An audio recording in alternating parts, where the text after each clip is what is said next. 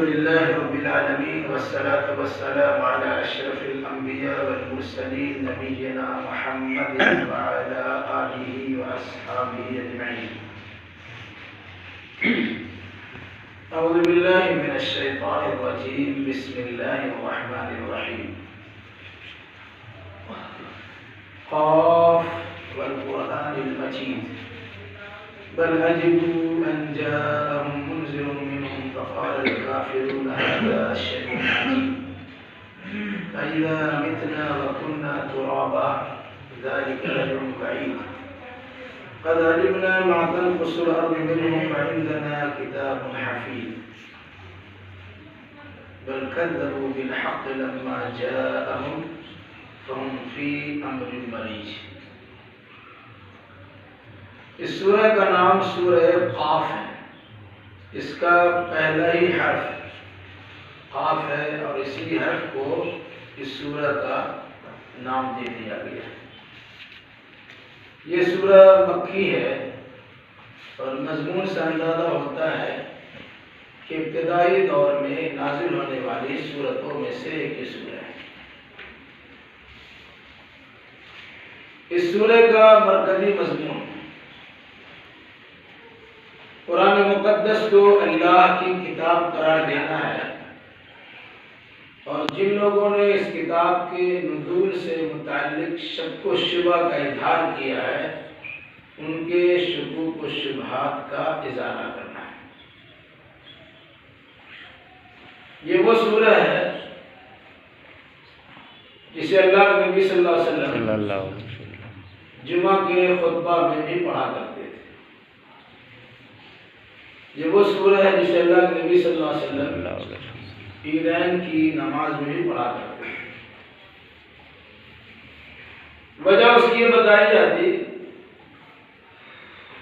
کہ اس سورہ میں انسان کی ابتدا کا پھر اس کے ساتھ ساتھ دنیاوی زندگی کا پھر مرنے کے بعد دوبارہ زندہ ہونے کا پھر جنت و جہنم کا تذکرہ کیا گیا ہے. جس کا مقصد یہ ہے کہ انسان ان چیزوں پر بطور خاص غور و فکر کرے اور اپنی عاقبت و آخرت کو بہتر سے بہتر بنانے کی بھرپور کوشش کرے. قاف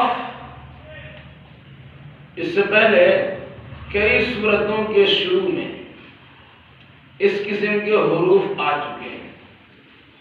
چونکہ ان حروف کو الگ الگ کر کے پڑھا جاتا ہے اس لحاظ سے ان حروف کا نام ہوتا ہے حروف مقطعہ. وہ حروف جسے کاٹ کاٹ کے پڑھا جاتا ہے. جب شروع کیا تھا الف لام میم، علم پڑھ سکتے تھے، ملا کر پڑھتے تو علم پڑھتے ہیں، لیکن اس کو پڑھتے ہیں الف لام میم. تو چونکہ سب کو علیحدہ علیحدہ الگ الگ کر کے پڑھا جاتا ہے اس مناسبت سے ایسے حروف کا نام حروف مقطعات. یہ حروف قرآن کی بعض سورتوں کے شروع میں جو در حقیقت اشارات ہیں جنہیں آپ کوڈ ورڈ کہتے ہیں. ایک گھر بول دیا گیا اس سورہ میں کیا مضامین آنے والے ہیں، ان مضامین کی طرف اشارہ ہو گیا. ایسا نہیں کہ اس کا کوئی معنی مطلب نہیں ہے، کیونکہ اللہ کے نبی صلی اللہ علیہ وسلم نے بظاہر اس کا کوئی معنی نہیں بتلایا. اس مناسبت سے کوئی مفسر یا کوئی مترجم نہ اس کا ترجمہ کرتا ہے اور نہ اس کا معنی.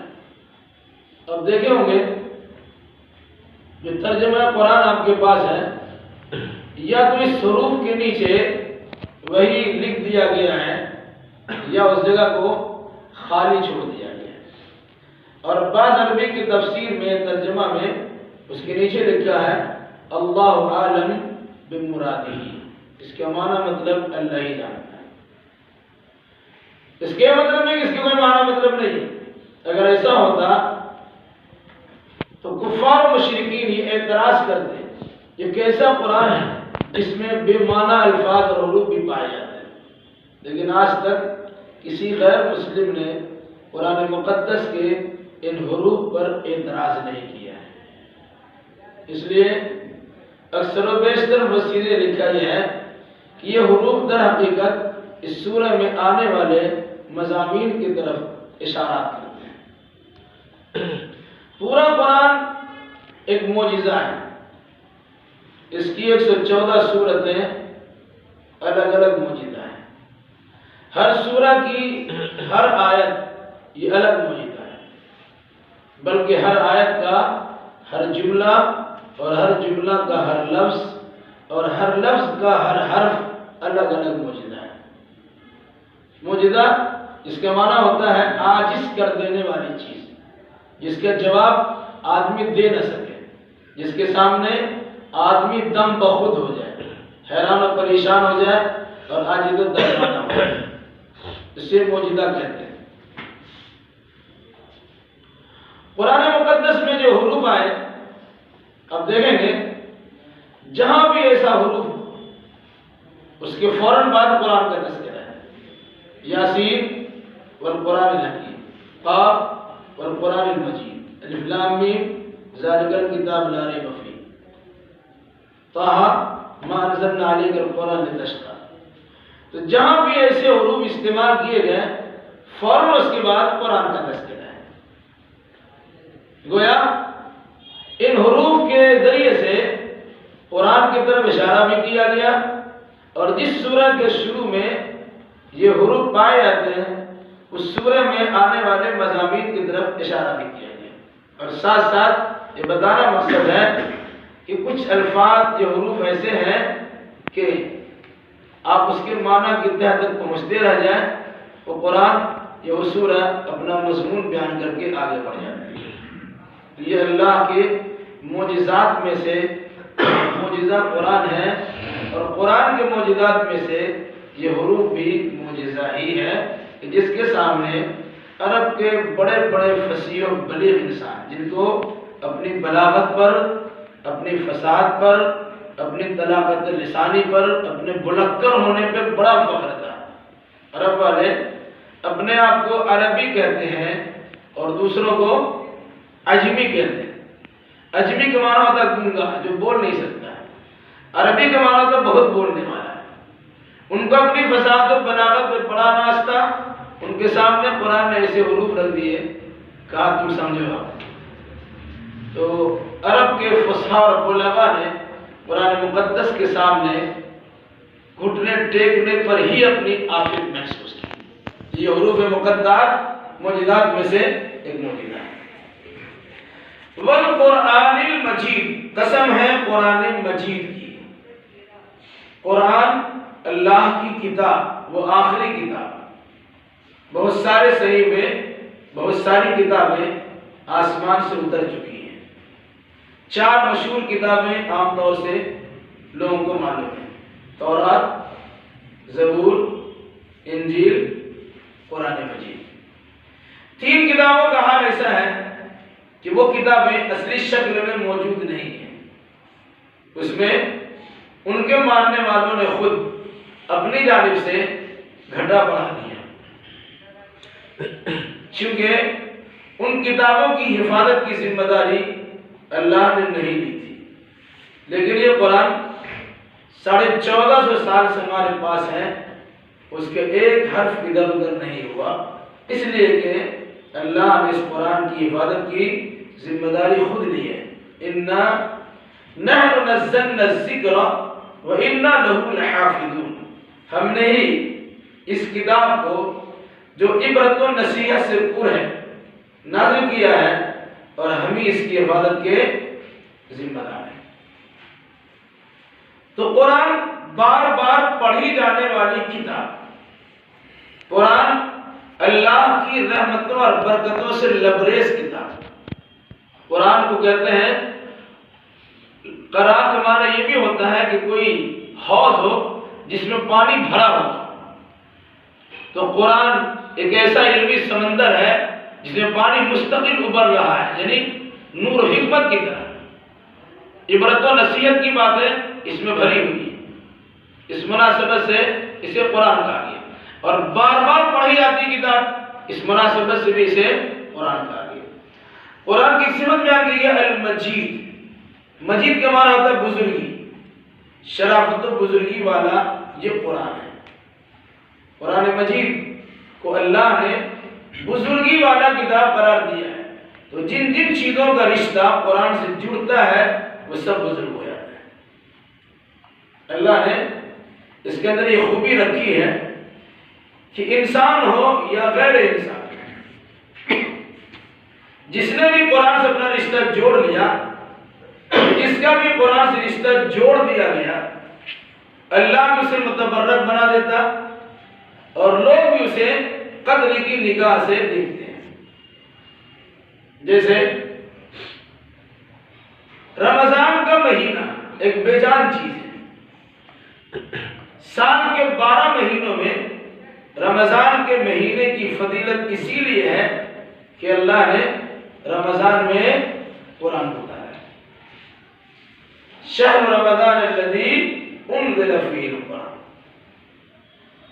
رمضان کا مہینہ وہ مہینہ ہے جس میں قرآن اتارا گیا، اس لیے اس قرآن کے اترنے کے نتیجے میں تمام مہینوں میں سب سے بہتر مہینہ رمضان ہو گیا۔ اسی رمضان میں ایک رات ہے جنہیں لیلۃ القدر کہا گیا، ہم اپنی زبان میں شب قدر کہتے ہیں۔ شب قدر 1000 مہینوں سے بہتر ہے۔ 1000 مہینہ 83 سال 4 مہینے، 1000 مہینوں سے بہتر ہے ایک رات جس کا نام ہے شب قدر۔ کیوں؟ کہ انا انزلناہ فی لیلۃ القدر، ہم نے قرآن کو اسی شب قدر میں کہا ہے۔ علاوہ انسان قرآن کے ساتھ برتاؤ کیسا کرتا ہے اور جن جن چیزوں کا رشتہ قرآن سے جڑتا ہے اس کی اہمیت کا اندازہ کیسے لگاتا ہے، آپ دیکھ لیجیے۔ قرآن عربی میں لکھا ہوا اللہ کا کلام ہے۔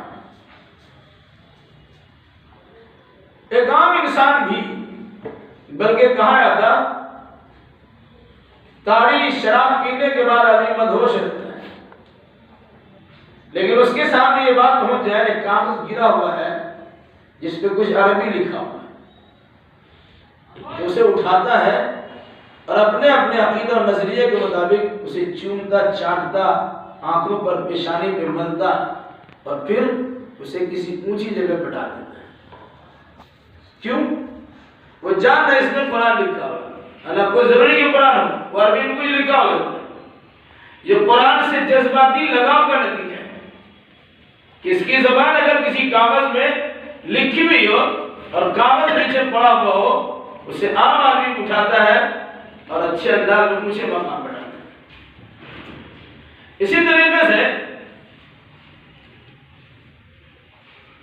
جس جگہ پہ رکھ کے اسے پڑھایا، عام طور سے مدرسہ مکتب میں دیکھتے ہوں گے کہ بہت سارے گھر میں بھی قرآن پڑھنے کے لیے پلاسٹک کا یا لکڑی کا ریہل بنا ہوا ہوتا ہے جس پہ رکھ کے قرآن پڑھایا ہے، تو آدمی اس ریہل میں بھی پاؤں نہیں لگاتا، اس کی بے عزتی نہیں کرتا، حالانکہ وہ پلاسٹک کا بہت ساری چیزیں استعمال کرتا ہے، لکڑی کا بہت ساری چیز استعمال کرتا ہے، لیکن جس پلاسٹک کو لکڑی کا رشتہ قرآن سے جڑ جاتا اسے بڑے ادب و احترام سے رکھا جاتا ہے۔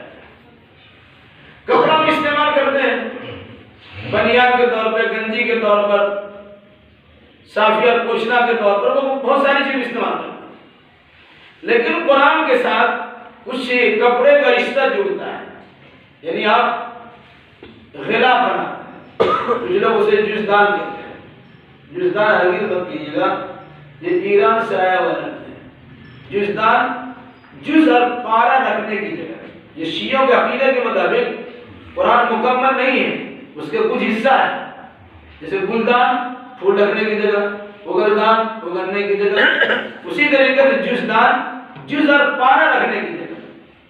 تو قرآن تو جز نہیں ہے، قرآن میں 30 حصے ہیں اور مکمل قرآن، اس لحاظ سے جزدان کہنے کے بجائے علماء نے لکھا ہے کہ اب اسے غلاف کہیے، جس میں لپیٹ کے رکھتے ہیں۔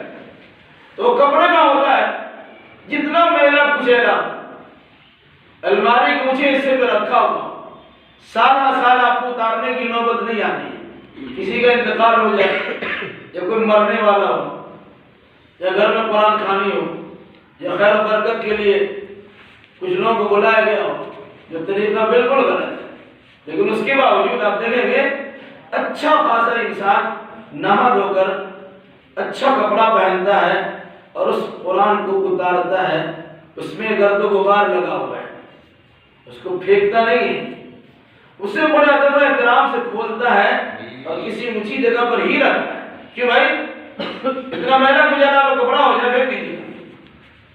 لیکن وہ کتاب جس میں قرآن رکھا جاتا ہے اب اس کا ادب و احترام کرتے ہیں، کیوں؟ قرآن المجید، یہ بزرگ قرآن ہے، قرآن ہے بزرگی والا، خود بزرگی والا ہے، تو جن جن چیزوں کا رشتہ ان سے جڑتا ہے وہ خود بزرگ ہو جاتا ہے۔ اللہ کے نبی محمد رسول اللہ صلی اللہ علیہ وسلم کو تمام نبیوں کا سردار بنائے، امام الانبیاء والمرسلین بنائے، خاتم النبیین بنائے، کیوں؟ کہ ان پر اللہ کا آخری پیغام انسانیت کے نام قرآن مقدس کی شکل میں نازل ہوا ہے۔ اس قرآن کی وجہ سے آپ خاتم الانبیاء۔ ایک اور بات اس کے بعد ختم ہوتی ہے، ایک انسان جسے اس قرآن کو اپنے سینے میں جمع کرتا ہے، حافظ قرآن کہتے ہیں، جو اس کا معنی مطلب جانتا ہے اسے عالم قرآن کہتے ہیں، جو بڑے اچھا انداز میں پڑھتا ہے اسے قاری قرآن کہتے ہیں۔ آپ کی نگاہ میں حافظ کی بڑی قدر و منزلت ہے۔ یہ الگ سی بات ہے کہ انسان عصبیت میں، تنگ نظری میں، اپنے بڑائی کے دھار میں اس کی قدر نہیں کرتا، ورنہ کہتے ہیں حقیقت خود کو منوا لیتی، جادو کو جو سر چڑھ کے بولتا ہے۔ آپ اگر کا چھوٹا بچہ حافظ قرآن ہوتا ہے، 7-8 سال کا بچہ حافظ قرآن ہوتا ہے، اب اس بچہ کے سامنے آپ جرات نہیں کر سکیں گے کہ مصلی پہ چڑھ کے نماز پڑھائیے۔ وہ آپ کا بیٹا بھی ہو سکتا ہے، پوتا پر پوتا بھی ہو سکتا ہے، ناتی اور پر ناتی بھی ہو سکتا ہے۔ کیوں اس کو آپ نے آگے بڑھایا؟ لیکن اس کے سینے میں قرآن، تو قرآن آگے رہنے والی چیز ہے، پیچھے نہیں رہتا۔ تو جس کے سینے میں قرآن جمع ہو گیا، پبلک یہی کہتی ہے اسے آگے بڑھاؤ، چاہو نہ چاہے کہ نہ چاہے اب اسے آگے بڑھاتے ہی، اور نہیں تو کم از کم سال میں ایک مرتبہ ایسا موقع آئے گا ہی کہ آپ کو پورا قرآن سننے کا من کرتا ہے، آپ کے علاقے میں بہت اچھا قاری نہیں ہے، چھوٹا بچہ ہی حافظ قرآن ہوا، چلو اسی کو آگے بڑھاؤ۔ یہ ہے بزرگی، یہ ہے شرافت۔ جہاں قرآن لکھا ہوا ہے، ساری کائنات کی تقدیر لکھی ہوئی ہے، اسے لوح محفوظ کہتے ہیں، بل ہوا قرآن مجید فی لوح محفوظ۔ قرآن مجید بھی لوح محفوظ، اس سینے کی قدر و منزلت اسی لیے ہوتی ہے کہ وہ قرآن کو اپنے سینے میں محفوظ کرتا ہے، گویا اس بچے کا سینہ بمنزلہ لوح محفوظ کے ہوتا ہے کہ آسمان پہ تو لوح محفوظ میں قرآن محفوظ ہے، اور یہاں چھوٹے چھوٹے بچے کے جو دماغ میں اس قرآن کو اللہ نے محفوظ کر دیا ہے۔ یہ وجہ ہے پوری دنیا کے انسانوں کو اور مذاہب کے ماننے والوں کو ہم چیلنج کر سکتے ہیں کہ اپنے تمام مذہبی کتابوں کو دریا برد کر دو، جلا کے راکھ کر دو، اور پھر اپنی اپنی کتاب تیار کر لو۔ سوائے مسلمان کے کوئی دھرم کا ماننے والا آدمی اس کو تیار نہیں، اس پر تیار نہیں ہو سکتا۔ کیوں؟ کہ ایک دو نہیں ہزاروں لاکھوں کروڑوں کی تعداد میں ایسے حفاظ کرام موجود ہیں جو کھڑا کھڑا آپ کو سنا دے گا۔ اب لکھ لیجیے آرام سے، کتاب تو جل گئی، کاغذ تو پھٹ گئے، سڑ گئے، پانی میں بہا دیے گئے، جلا کے راکھ کر دیے گئے، دنیا کی ساری لائبریریوں سے قرآن مقدس کو نکال کے دریا برد کر دیا گیا، کسی کے سینے سے قرآن کیسے نکالیں گے؟ یہی وجہ ہے چھوٹا چھوٹا بچہ ہے، 10 سال کا، 12 سال کا، بلکہ 6 سال 7 سال کا بچہ کھڑا ہوتا ہے اور بسم اللہ سے شروع کر کے والناس کو ختم کرتا ہے۔ الحمدللہ ہمارے مدرسے میں بھی 3 بچے ایسے نکلے ہیں ابھی 10 سال میں کہ جو صبح سے لے کے شام تک اس کو قرآن اتنا یاد ہے کہ صبح سے لے کے شام تک 6 بجے شروع کرتے ہیں تو 6 بجے شام میں قرآن پڑھ دیتے ہیں۔ وہ صرف یاد کرانے کے لیے ایسا کیا، جو 3 دن سے کم میں قرآن ختم کرتا کچھ نہیں سمجھتا، وہ سمجھنے کے اعتبار سے، لیکن پڑھنے کے بعد جب آتی ہے کہ یاد ہے کہ نہیں، بچہ نے کتنا یاد کیا اور استاد نے کتنی محنت کی ہے، تو دیکھا کہ چھوٹا چھوٹا بچہ، دبلا پتلا بچہ ہے، بل ہم سنا رہے ہیں، صبح شروع کیا 6 بجے، 10-12 سنایا، 10-12 سنانے کے بعد کچھ دودھ وغیرہ ناشتہ والا اہتمام کرایا، پھر شروع کیا، پھر 10-12، پھر کچھ کھانے پینے کا بندوبست کیا، پھر شروع کیا 10-12۔ ایک دن میں گویا صبح 6 سے لے کے 6 بجے تک، یا 2-4 گھنٹہ اور بنا لیجیے، عشاء تک اس نے پورا قرآن سنا دیا۔ یہ در حقیقت قرآن کا معجزہ ہے کہ قرآن کی بزرگی ہے کہ جو انسان قرآن سے رشتہ جوڑتا ہے اور واقعی اس میں لگا رہتا ہے تو اللہ اسے بہترین حافظ قرآن بنا دیتا ہے۔ قاف قسم ہے قرآن مجید، قاف والقرآن المجید، قسم ہے قرآن مجید کی، بزرگی بخشنے والی کتاب قرآن مجید کی قسم ہے۔ ایک بات یاد رکھیے گا، ہم میں سے کوئی آدمی اللہ کے علاوہ کسی غیر کی قسم نہیں کھا سکتے۔ یہاں سب قسم اور ماں قسم، تمہاری قسم، ہماری قسم لوگ بہت کھاتے ہیں، جس کو چاہتے ہیں اس کی قسم سے زیادہ کھاتے ہیں۔ یہ قسم کھانا جائز نہیں، یاد رکھیے گا، من حلف لغیر اللہ فقد اشرک، جس نے اللہ کے علاوہ کسی غیر اللہ کی قسم کھائی اس نے شرک کیا۔ لیکن یہ قانون ہمارے لیے ہے، یعنی بندہ کے لیے۔ اللہ غیر اللہ کی قسم کھاتا ہے، والعصر زمانے کی قسم، قاف والقرآن المجید، قرآن مجید کی قسم۔ اللہ نے آسمان کی قسم کھائی، زمین کی قسم کھائی، رات کی قسم کھائی، دن کی قسم کھائی، بے شمار مخلوقات کی قسم کھائی۔ اب کہ اللہ غیر اللہ کی قسم کھا سکتا ہے، ہم کیوں نہیں کھائیں گے؟ کوئی آپ سے کہے گا اللہ عبادت کرواتا ہے، ہم اپنی عبادت کیوں نہیں کروائیں گے؟ اب اللہ بن جائے سب کچھ کر لیجیے۔ تو اللہ نے آپ کو مامور کیا، حکم دیا آپ کو کہ آپ اللہ کے سوا کسی غیر کی قسم نہیں کھا سکتے ہیں، لیکن اللہ کسی چیز کی بھی قسم کھا سکتا ہے۔ تو کوئی آدمی شک میں نہ پڑے کہ اللہ بہت سارے غیر اللہ کی قسم کھائیے تو ہم بھی کھا لیں گے۔ بل عجبوا ان جاءهم منذر منهم فقال الكافرون هذا شيء عجيب، بلکہ ان لوگوں نے تعجب کیا اس بات سے کہ ان کے پاس انہی میں سے ایک خبردار کرنے والا، ڈرانے والا۔ فقال الكافرون هذا شيء عجیب، تو کافروں نے کہنا شروع کیا یہ تو بڑی عجیب چیز ہے۔ مکہ کے لوگ انسانی تھے، اسی انسان میں اللہ نے محمد صلی اللہ علیہ وسلم کو چنا اور نبی بنا کر بھیج دیا۔ لوگ تعجب کرنے لگے کیونکہ لمبی مدت تک مکہ میں کوئی نبی نہیں آئے تھے۔ ابراہیم علیہ السلام کے بعد اسماعیل علیہ السلام، حضرت اسماعیل سے لے کے اللہ کے نبی صلی اللہ علیہ وسلم تک کوئی نبی نہیں۔ تقریباً 250 سال، یعنی تقریباً 2500 سال کا وقفہ تھا جس میں کوئی نبی نہیں آیا۔ ارد گرد میں شام میں، فلسطین وغیرہ میں نبی آتے رہے۔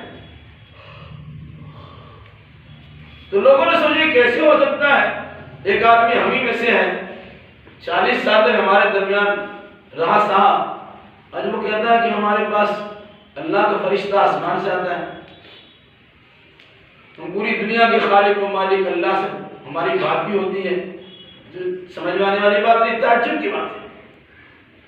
قرآن کہتا ہے بل عجبوا ان جاءهم منذر منهم، بلکہ ان لوگوں نے تعجب کا اظہار کیا اس بات پر کہ انہی میں سے ان کے درمیان ایک خبردار کرنے والا یعنی نبی آیا۔ کہتے اپنی طرف سے بات کرتے تو بات سمجھ دی، لیکن یہ کہنا کہ اللہ ہمارے پاس پیغام بھیجتا ہے، جبریل کی شکل میں فرشتے ہمارے پاس آتے ہیں، اللہ ہمارے دل میں بات کا القاء بھی کرتا ہے، ڈال بھی دیتا ہے، یہ بات تو سمجھ آنے والی نہیں ہے۔ تو ان لوگوں نے تعجب کا اظہار کیا اور کہا فقال الکافرون هذا شیء عجیب، کافروں نے کہا یہ تو بڑی عجیب بات ہے، کیسے ہو سکتا ہے؟ ہم بھی یہی، یہ بھی یہی، اور حال یہ ہے کہ ہمارے پاس دولت بھی ہے، ثروت بھی ہے، مال بھی ہے، حکومت بھی ہے، افراد بھی ہے، سب کچھ ہے، ہم کو کچھ نہیں ملا، یہ غریب ہے، ان کا نہ باپ ہے، نہ ماں ہے، نہ مال ہے، نہ کچھ ہے، یہ آسمان کی بات کرتا ہے، یہ تو بڑی تعجب کی بات ہے۔ تو کافروں نے اللہ کے نبی صلی اللہ علیہ وسلم کے نبی ہونے پر تعجب کیا.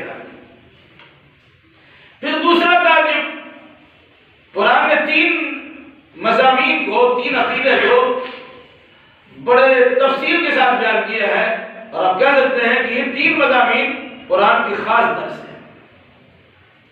ایک مضمون ہے عقیدہ توحید، دوسرا مضمون ہے عقیدہ رسالت، اور تیسرا مضمون ہے عقیدہ آخرت. انسان مرتا ہے سب مانتا ہے، دفن کیا آتا مانتا ہی ہے، اور اب میں دفن ہی ہوتا تھا، جلانے کا رواج نہیں تھا. دفن کیا تو سب مانتے ہیں، لیکن اس کے بعد یہ کہنا کہ برسہ برس کے بعد جب قیامت قائم ہوگی تو سب مرے ہوئے انسان زندہ ہو جائیں گے، لوگ اس کو ماننے کے لیے تیار ہیں. کہا اَإِذَا مِتْنَا وَكُنَّا تُرَابًا ذَلِكَ رَجْعٌ بَعِيدٌ، کہ کیا جب ہم مر جائیں گے اور مرنے کے بعد قبر میں داخل ہو کر مٹی ہو جائے گی، ذَلِكَ رَجْعٌ بَعِيدٌ، یہ کہنا کہ دوبارہ اٹھایا جائے گا، یہ واپسی تو عقل سے دور بات ہے، بعید عقل ہے، یہ عقل میں سمانے والی بات کیسے؟ اور میں دیکھتا ہے دفن کیا، کچھ دنوں کے بعد اس مٹی کو کھودا جاتا ہے تو بعض ہڈیاں نظر آتی ہیں، چمڑیاں اور گوشت کے تو پتہ نہیں رہتا. تو ظاہر چیز کو دیکھا تو لوگوں نے اعتراض کرنا شروع کیا، تعجب کے اظہار کرنا شروع کیا، کیسے ہو سکتا ہے؟ تو قرآن میں سمجھانے کے لیے بہت سارے راستے ہیں. مثالیں کچھ ایسی بھی ہیں قرآن میں کہ اگر سمجھنا چاہیں تو آسانی سے سمجھ سکتے ہیں. روزانہ رات دن کا آنا جانا ہوتا ہے. اب رات کو سوتے ہیں، ایک دعا پڑھتے ہیں، اللہم بسمک اموت و احیا، اے اللہ میں تیرے نام سے مرتا ہوں اور تیرے ہی نام سے زندہ ہوں گا. سونے والے انسان کو اب مرتا ہے، نیند چھوٹی موت ہے اور موت بڑی نیند ہے. تو سونے والا انسان اقرار کرتا ہے کہ میں مر رہا ہوں، اور جب دوبارہ صبح جاگتا ہے تو اقرار کرتا ہے کہ میں زندہ ہوں. تو روزانہ زندہ اور مردہ تو کیا جاتا ہے، آپ دیکھتے ہی. سویرے اٹھتے ہیں تو اللہ کے نبی صلی اللہ علیہ وسلم نے ایک دعا سکھلائی، الحمدللہ الذی احیانا بعدما اماتنا والیہ النشور. تعریف اللہ کے لیے کہ اس نے ہمیں موت سے دوچار کرنے کے بعد دوبارہ زندہ کر دیا. اس کے بعد کیا کہا؟ وَإِلَيْهِ النُّشُورُ، اسی اللہ کے پاس لوٹ کر جانا ہے، وہی حاضری دینی ہے. تو روزانہ انسان کو یہ تاثر دلایا جاتا ہے کہ ہم مرتے بھی ہیں اور زندہ بھی ہیں. تو کہا کہ اگر موت کے بعد دوبارہ زندہ ہونے کا اعتقاد رکھنے کو کہا جاتا، اس میں تعجب کا اظہار کیوں کرتے ہو؟ دوسری مثال قرآن میں بار بار دی اور آگے میں اس کی تفصیل آ رہی ہے کہ انسان کھاتا پینا کہاں سے؟ اس کے سامنے غلہ جات آتے ہیں، زمین کے پیداوار ہوتے ہیں. کبھی آپ نے اس پر غور کیا یہ غلہ آتا کہاں سے؟ یہ چاول آپ کو ملتا کہاں سے؟ یہ گیہوں اور اس کا آٹا کہاں سے ملتا ہے؟ یہ دال اور سبزی کہاں سے ملتی ہے؟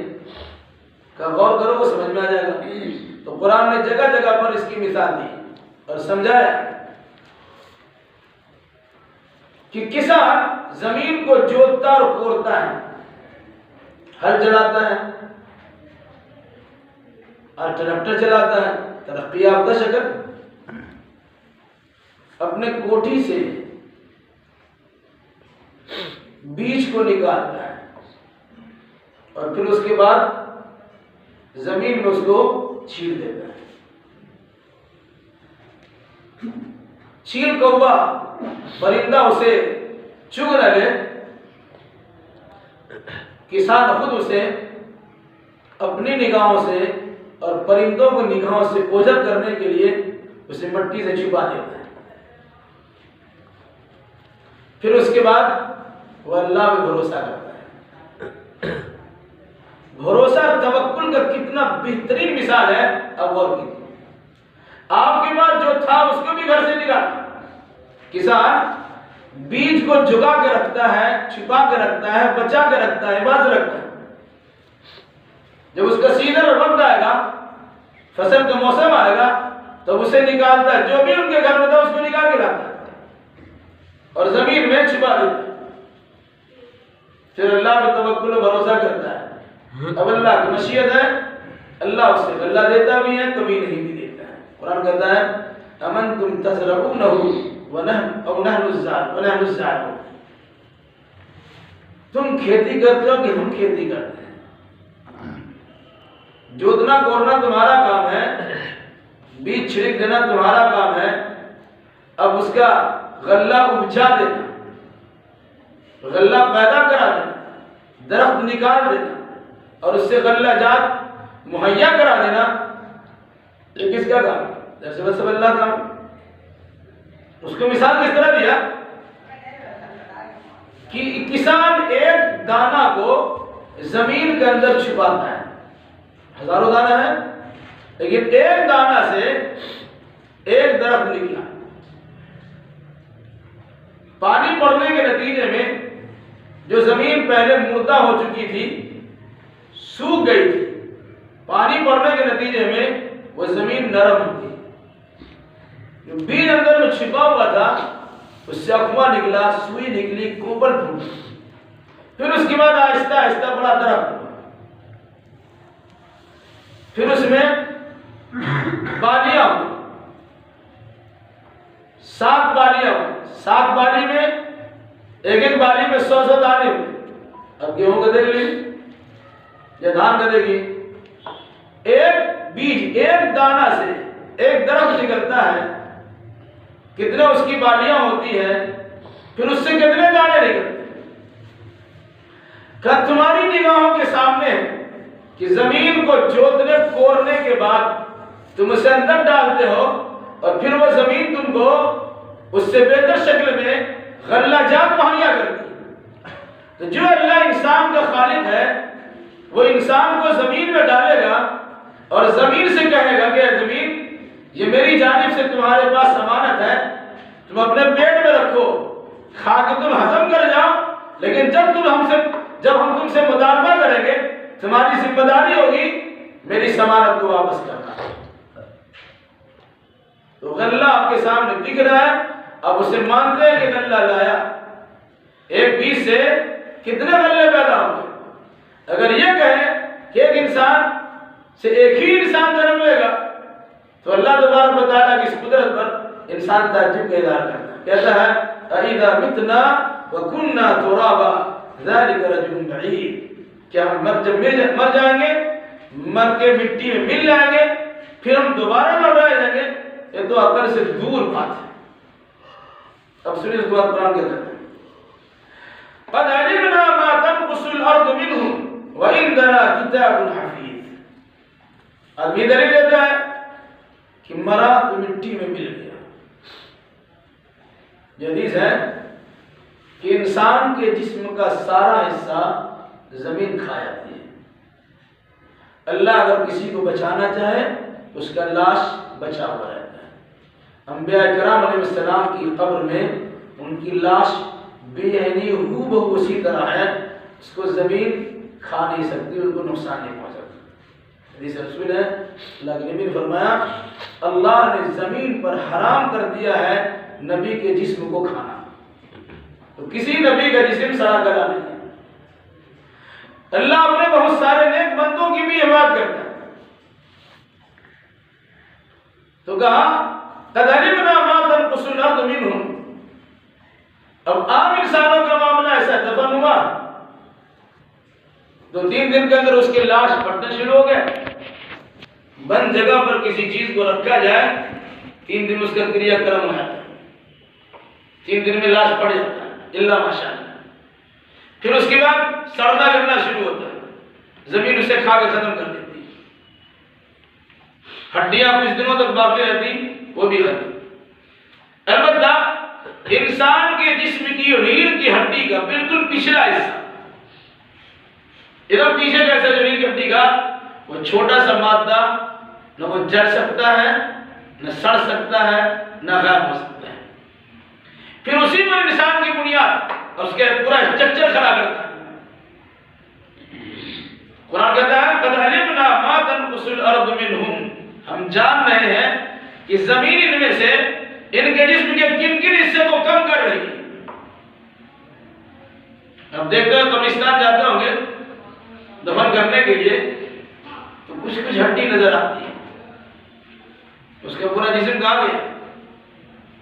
ختم ہے۔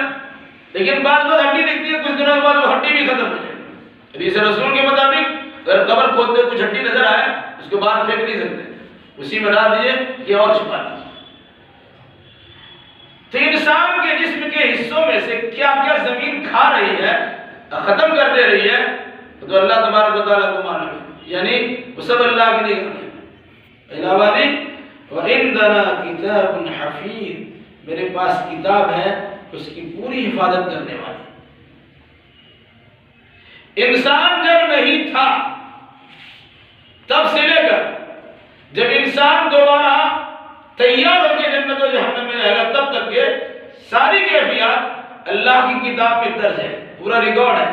اب یہاں دفن کرنے جائیے گا تو قبرستان میں بھی آج کل پیسے بھی لگتے ہیں، وقت بھی لگتے ہیں، پورا ریکارڈ بتائیے، ٹھیک ہے؟ اب بعد معلوم کریں گے فلاں صاحب کا قبر ہے، اب فلاں جگہ پر ہے، کچھ اندازہ آپ کو مل سکتا ہے، لیکن جب کوڑ کار کے برابر کر دیا گیا تو بھی پتہ نہیں چلتا، چاہے رجسٹر کا استعمال کیجیے چاہے کچھ بھی کیجیے، لیکن اللہ کی ریکارڈ ہمیں پتہ ہے کون آدمی کہاں مرا ہے، کہاں دفن ہو رہا ہے، اس کے جسم کے کن کن حصے کو زمین نے کھایا ہے، اور پھر اس کے بعد کتنا حصہ بھی بچا ہوا اور کب تک بچا رہے گا، پھر اس کو کس طرح دوبارہ پیدا کیا جائے گا، بنایا جائے گا، یہ ساری تفصیلات اللہ کی کتاب میں محفوظ ہے۔ اللہ نے کیا فرمایا؟ قد علمنا ما تنقص الارض منهم، ہم جان رہے ہیں کہ ان میں سے زمین کتنی چیز کو کم کر دے رہی، کھا کھا کے برابر کر دے رہی ہے۔ وَعِنْدَنَا كِتَابٌ حَفِيظٌ، ہمارے پاس کتاب ہے جو ساری چیزوں کی نگہبانی کرنے والی، حفاظت کرنے والی، تو لوح محفوظ میں ہے۔ بل كذبوا بالحق لما جاءهم فهم في امر مريج، بلکہ ان لوگوں نے حق بات کو جھٹلا دیا جب ان کے سامنے حق آ گیا۔ فهم في امر مريج، یہ لوگ الجھن میں پڑے ہوئے ہیں۔ اس معنی اگر الجھن ایک تو یہ ہے کہ محمد صلی اللہ علیہ وسلم نے نبی اور رسول ہونے کا اقرار کیا، اعلان کیا، اب ان کو کس نام سے پکارا ہے؟ تو کسی نے شاعر کہا، شعر پڑھنے والا، کسی نے ساحر کہا، جادو کرنے والا، کسی نے کاہن کہا، کوہانت کرنے والا، سچی بات بیان کرنے والا، کسی نے کذاب، بہت جھوٹا کہا۔ تو اسی قسم کی تشویش میں اور الجھن میں پڑے ہوئے ہیں کہ آخر اس آدمی کو نام کیا جائے۔ دوسری بات، بل كذبوا بالحق لما جاءهم فهم في امر مريج، جب ان کے پاس حق آ گیا تو لوگوں نے حق کو جھٹلا دیا اور اس سے الجھن میں رہ گئے، اس کو مانے کہ اس کو مانے، اس قرآن کو مانے کہ اپنے نظر کو مانے، اس قرآن کی تعلیمات کو مانے، جو مشاہدہ اس کو مانے۔ اس قسم کی چیزوں میں آدمی الجھ کے رہ گیا، قرآن کے بارے میں خلاف ہونا شروع کیا، اور اللہ کے نبی صلی اللہ علیہ وسلم سے متعلق بھی کسی ایک بات پہ قائم نہیں رہے، کبھی جھوٹا کہا، کبھی شاعر کہا، کبھی ساحر کہا، کبھی کاہن کہا، کبھی کچھ اور کہہ دیا، اس طرح کیا کر کے خود بھی پریشان، دوسروں کو پریشان۔ افلم ينظروا الى السماء فوقهم كيف بنيناها وزيناها وما لها من فروج، کیا یہ لوگ دیکھتے نہیں آسمان کی طرف جو ان کے اوپر ہے؟ کیف بنیناہا، ہم نے آسمان کو بنایا کیسے ہے، وزیناہا، اور ہم نے کیسے اسے آراستہ پیراستہ مزین کیا، وما لہا من فروج، اور اس میں کسی قسم کا شگاف اور پھٹن نہیں ہے۔ قرآن نے بار بار انسان کو آسمان میں دیکھنے کا حکم دیا ہے، دیکھنا صرف یوں ہی نہیں بلکہ غور و فکر کی دعوت دی ہے کہ چھوٹا موٹا پروگرام آپ کرتے ہیں تو دھوپ کی شدت سے بچنے کے لیے، شبنم اور اوس سے حفاظت کے لیے، یا اپنی خوبصورتی کے اظہار کے لیے آپ شامیانہ لگاتے ہیں۔ چھوٹا موٹا شامیانہ ہوتا ہے، یوں ہی چھوڑ نہیں دیا، آپ اس کے لیے تنابے گاڑتے ہیں، کھونٹی ڈھونڈتے ہیں، رسی باندھتے ہیں، پھر اس کے بعد شامیانہ آپ کو دکھتا ہے، 2-4 گھنٹے کے لیے، 2-4 دن کے لیے۔ آپ جب شامیانہ تیار کرتے ہیں ان ساری کھونٹیوں کا استعمال کرتے ہیں۔ پوری دنیا کے لیے اللہ نے شامیانہ بنایا، جسے کہا سقف محفوظہ، مضبوط چھت ہے۔ آپ مکان بنائیے گا تو مختلف قسم کی پیلر ڈالتے ہیں، دیوار ڈالتے ہیں، تب آپ کا مکان پہ چھت دکھائی دیتا ہے اور چھت کافی رہتی ہے۔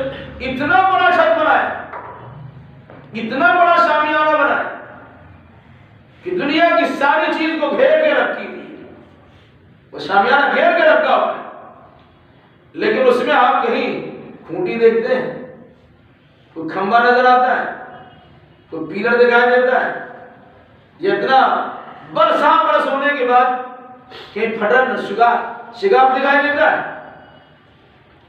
کہاں غور فکر تو کرو، جو اللہ اتنا مضبوط آسمان کو اتنی بلندی میں بنا سکتا ہے، ان کے بالمقابل انسان انتم اشد خلقا من السماء بناها رفع سمكها فسواها واغطش ليلها واخرج ضحاها والارض بعد ذلك دحاها۔